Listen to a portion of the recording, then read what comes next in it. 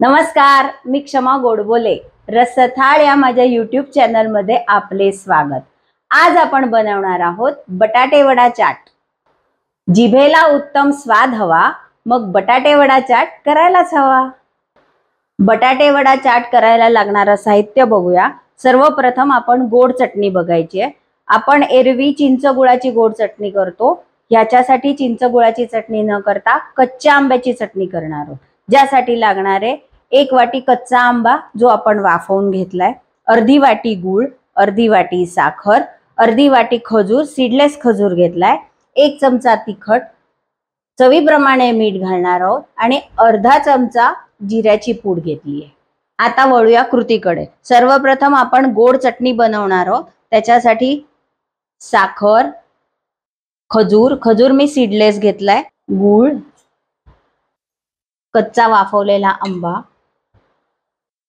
जिरेपूड, तिखट हे सगळं छान मिक्सर मध्ये क्रश करून घेऊया.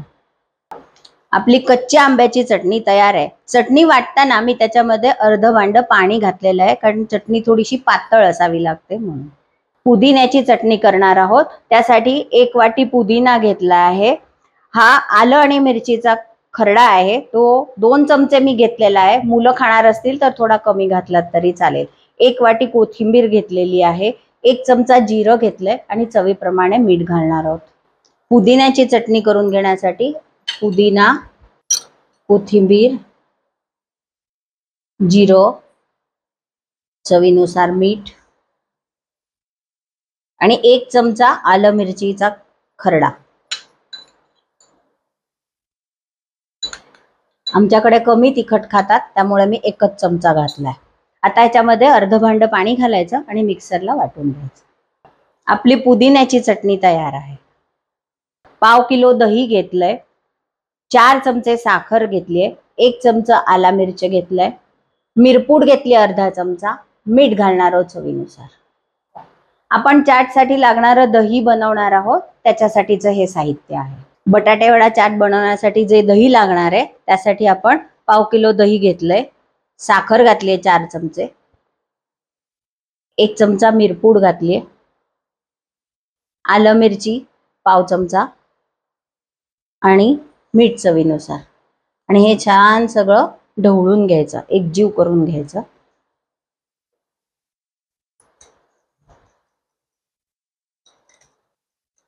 लहान मुलं खाणार असेल तर मिरची सगळ्यात नाही घातलीत आणि नुसतं दही आणि साखर मीठ एवढंच घातलं तरी चालेल, छान लागतो.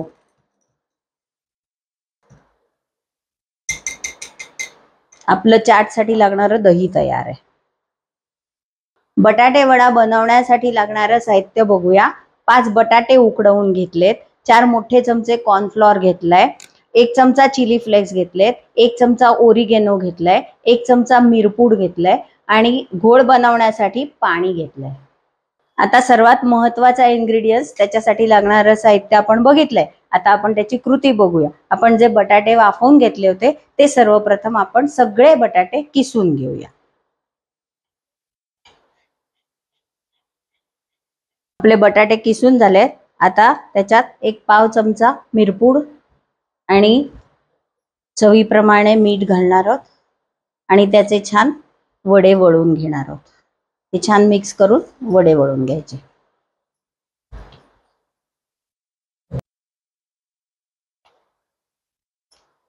एरवी आपण बटाटा वडा करतो तेव्हा त्याच्यामध्ये आलं लसूण घालतो किंवा डाळीचं पीठ वापरतो. तर ह्याच्यामध्ये आपण आलं वापरलंय पण लसूण वापरलं नाहीये, कांदा वापरला नाहीये, पण तरी सुद्धा खूप सुंदर असे बटाटे वडे आपण तयार करतो. या बटाटे वड्याला आपण असं खूप मोठे नाही करणार आहोत, इतपत आकाराचे करणार आहोत. आता सगळे बटाटे वडे पहिले आपण या आकाराचे करून घेऊया. आपले वडे वळून तयार आहेत.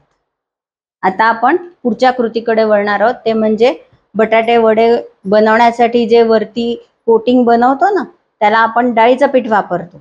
इथे आपण डाळीचं पीठ नाही वापरलं, कॉर्नफ्लॉर वापरलं. आता त्याचा छान घोळ बनवून घेऊया. त्यासाठी कॉर्नफ्लॉर, ओरिगॅनो, चिली फ्लेक्स, मिरपूड, चवीप्रमाणे मीठ आणि लागेल तसं पाणी घालून आपण ह्याचा छान घोळ बनवून घेऊया. खूप पातळ करायचं नाही, साधारण असं घट्टसरच करायचं, म्हणजे ते वड्याला छान चिकटलं पाहिजे. नाही तर खूप पातळ केलं तर वरनं ते निघून जातं. त्यामुळे आपण थोडं थोडं पाणी ऍड करत जाणार आहोत आणि ढवळत जाणार आहोत लगेच, नाहीतर त्याच्या गुठळ्या होऊ शकतात. तुम्ही लगेच ते ढवळा आणि छान असं व्यवस्थित एकही गुठळी राहणार नाही असं बघा.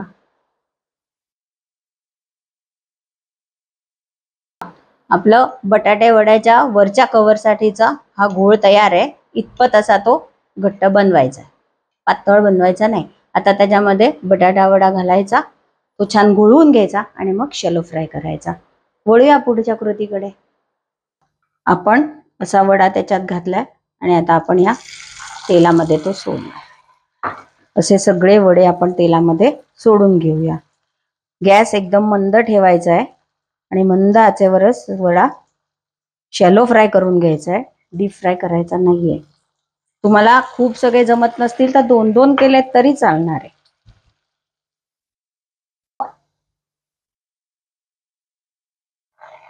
इतपत असा गोल्डन ब्राऊन होऊ द्यायचा आणि मग दुसरी बाजू पलटवून घ्यायची. दुसऱ्या बाजूला पण तसाच गोल्डन ब्राऊन रंग येऊ द्यायचा. आपण गॅस मंदच ठेवलेला आहे. आपले वडे तयार झालेले आहेत तळून. आता आपण त्याच्यावर चटण्या केल्या आहेत त्या घालून घेऊया. तुमच्या आवडीनुसार कमी जास्त तिखट जसं खाताय त्याप्रमाणे घाला. हिरवी चटणी घातली. आता कच्च्या आंब्याची जी चटणी केली आपण ती घालूया.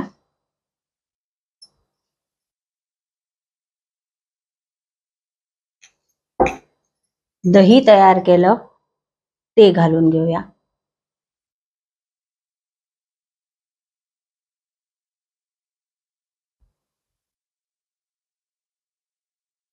दही भरपूर घाला, मुलांना आवडतं खूप.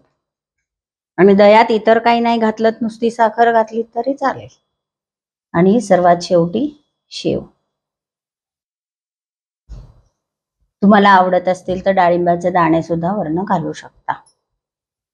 आपला बटाटे वडा चाट खाण्यासाठी तयार आहे.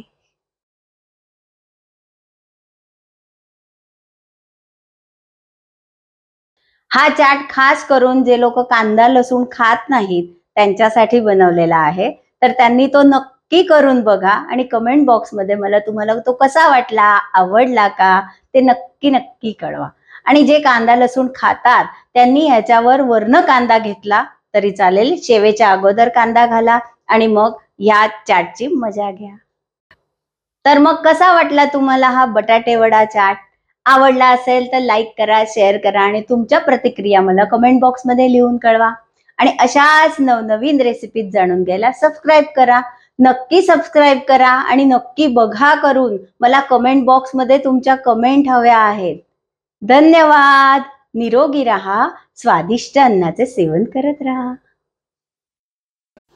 नमस्कार मंडळी. आता नवीन सिरीजनुसार थोडासा बदल करूया. म्हणजेच आता महिन्यातून एक दिवस एक मोठी रेसिपी. ही मोठी रेसिपी करून बघायला भेटूया प्रत्येक महिन्याच्या शेवटच्या शनिवारी ठीक 8 वाजता. धन्यवाद.